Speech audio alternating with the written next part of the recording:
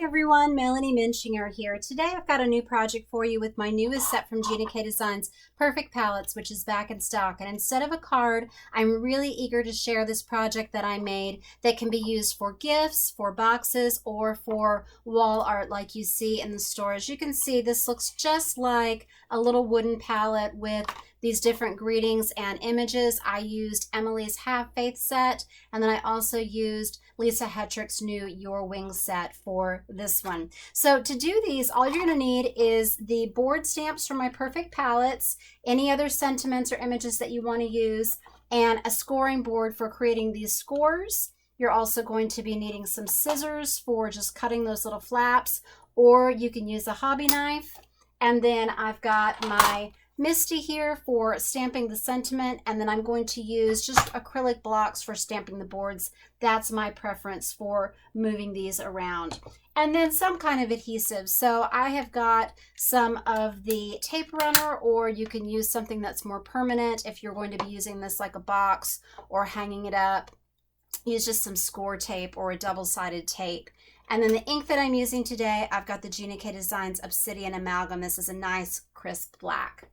So to do this, I've got my piece of cardstock here. That's one of the things you need. I'm going to be using the craft today just because it looks so much like real wood. And I'm going to show you some other samples. I don't want you to box yourself in. Pardon the pun, did not mean to do that. But with always using a neutral like a wood, it's really fun to stamp with that two-step stamp. And this was on white, and I used a gray for my boards. And then I used a really pretty turquoise ink. So any color, but this really looks like raw unfinished wood. So it's a really fun look. So my piece of cardstock that I have here, this is the Pure Luxury Kraft. And I'm going to show you a formula for creating these boxes. But if you don't like measuring, I'll show you another way to do it. But this is always going to work. So the shorter board, and that is what I used on both of these boxes, this measures 1 inch by 3 3/4 inches. Okay, so if you want it to look like you have full boards on the front, then you're just going to need it to be 3 3/4 inches, and then 1 inch up for each board that you have. So this is 3 3/4 by 4, and then you're going to need to add your sides. So if you want a full board on the sides like I did here, you're just going to do the 3 3/4 plus 1 inch on each side. So this piece is 5 3/4 across. And then going up, I've got 4 boards here to make an almost square. So 1, 2, 3, 4, that's going to be 4 inches. And then add the board to each side again for 6. Okay, so this is 4 inches in the middle, 3 3/4 inches going this way, and then when you add 1 inch for each board on each side, it's going to be 5 3/4 by 6. And then for the longer board, going to be the same formula. This is also 1 inch tall, so they're the same width, but this one, the length is 5 1/8. And I've sized them this way so that they're going to fit onto your A2 size cards, portrait or landscape style, but still leave you room for doing those fun mats to really make those pop. So again, if I was going to stack this 4 high, it's going to be 4 inches plus either 1 or 2 inches on either side, then 5 1/8, and again 1 or 2 inches on the side. So you can see I built this one up so you could even fit these together to make a box. Make sure that your lid is maybe about 1/8 of an inch bigger or 1/4 inch bigger, just so that it's easier to put that on over the top of it. I'm not going to do that though because they're the same size, so it's going to fold it in. But it would be a really fun way to present a gift. And if you were going to do that, I'd also recommend that you stamp both sides of the paper. It just takes a little bit more time. All right, so let's go ahead. So this is the 5 3/4 by 6 inch piece. So what I'm going to do is I'm first going to do my scoring, and that will tell me where I want to do my stamping. So I'm just going to lay this just right into my Scor-Buddy, and I want to score it 1 inch on all sides. So I'm going to score it a couple times, and then I'm going to turn it, and I pull it down from the edge of the fence just because it's easier for me to get it into the track, but you can see it's at the 1 inch mark. And then this a couple times. And then one more, a couple times. Okay, so now we've got it scored. Okay, so you want to make sure, so that's the 6-inch, so this is the longer side, so I'm going up. So I'm going to do my boards just like that. You can see how that's going to fit on there in between those scored lines. So let's go ahead and we will ink up the board, and I just find it easier to do it on a block rather than on the MISTI, and then I move my stamp instead of the paper. So make sure you get it inked up all over. If you want more subtle lines on the boards, then you can use a brown ink or a white, but I just really want you to be able to see my stamping, so that's one of the reasons I chose black. So pardon my head if I get in the way, I'll try to stay back, but what I'm doing is I'm keeping it lined up with this score and then the score on either sides. So I'm just gonna stamp that right there, okay? And then what I wanna do is I'm going to ink it up again, and I want to flip it because I always like to have this big knot in the wood alternating back and forth, and that's going to look more like different boards. Okay, and then we'll do it again, turning it again so that the knot is on the right side, and then one last time the top, flipping it over to have it back on the left. Pardon my head, I just want to get that lined up. Okay, so now we've got, that's going to be the front. All right, then we're going to go around and we're going to do the sides. So just one on each side. There's not going to be anything on those flaps. If you want, and I forgot to say this, this is how I did it earlier actually, so let me do it this time. We're not going to worry about that one side. I used the longer boards actually on these, just remembered. So that's going to make it seamless there so that it'll cover up that whole side and you won't see it on the edge. So either way, they're both 1 inch long. Okay. This side, and you're not going to see this flap in here, that's going to get trimmed, so don't worry about it going all the way to the edge. Okay, all right, so now what we're going to do is, before I cut the flaps, we're going to go in and we're going to stamp a greeting on here.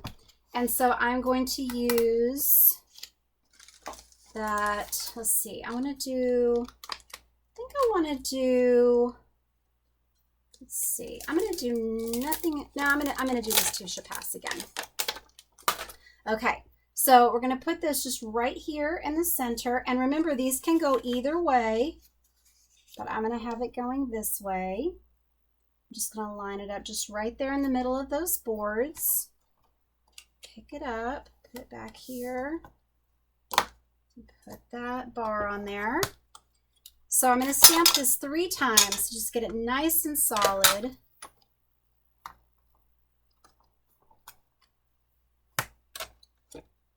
And I always find that it just takes a few more to really get it crisp, even with this dark ink, when you're stamping on a cardstock like the Kraft, rather than the Pure Luxury white that has that ultra smooth finish.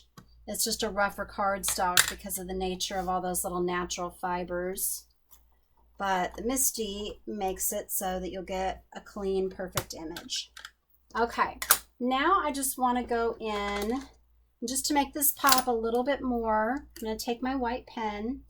And I am not going to do every word. You can do all of them if you want, but I really just wanted to single out just a couple of the words. And all I'm doing is I'm just outlining just off to the left of all the letters. So inside, inside, and then to the left.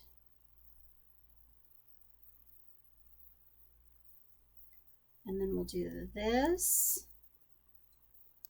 Just love this look. It just looks like just like those painted palettes that I enjoy in little gift stores. And when I hung it up on the wall, and I'm going to add the photo, I mean, they look just like those little boxes. So I'm really excited to give these out for teacher gifts and friends at Christmas time. Decorate. I think these would be really fun for like Advent. There's just so many different ideas. And then great for boxes because it really looks like a wooden box that you would keep keepsakes in. All right, so now what I'm going to do is I'm going to take my scissors. Where did I put them?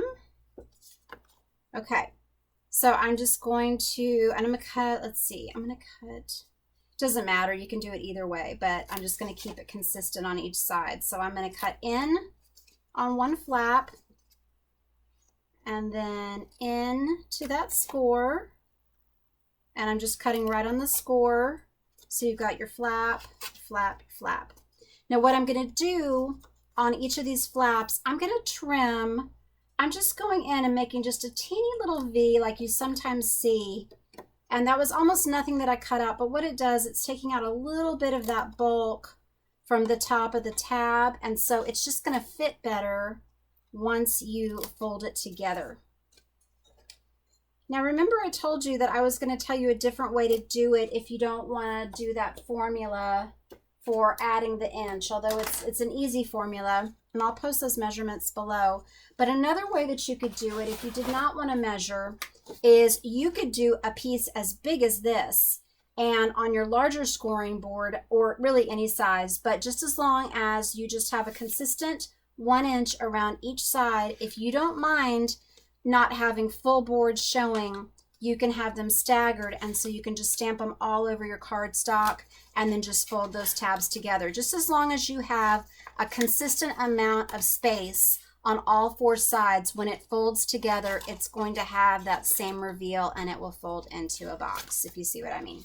Okay, so we've got these little tabs folded up now, and we're just going to put on just some adhesive, and so I'm going to do this with my tape runner.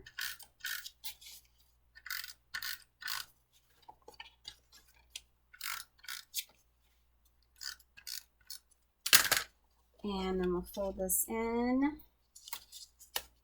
fold these, fold it so it's even, and get your corners so they're 90 degrees. And that's it. You can put all kinds of different things on these wooden fronts. So for instance, if you want to do some flowers, this is an idea that I had on a card, but I think that would be just beautiful as a piece of wall art.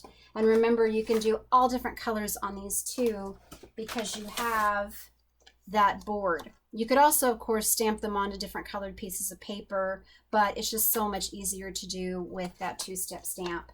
So I hope you enjoy this project, and it gives you a lot of ideas for other things that you can create with these boards.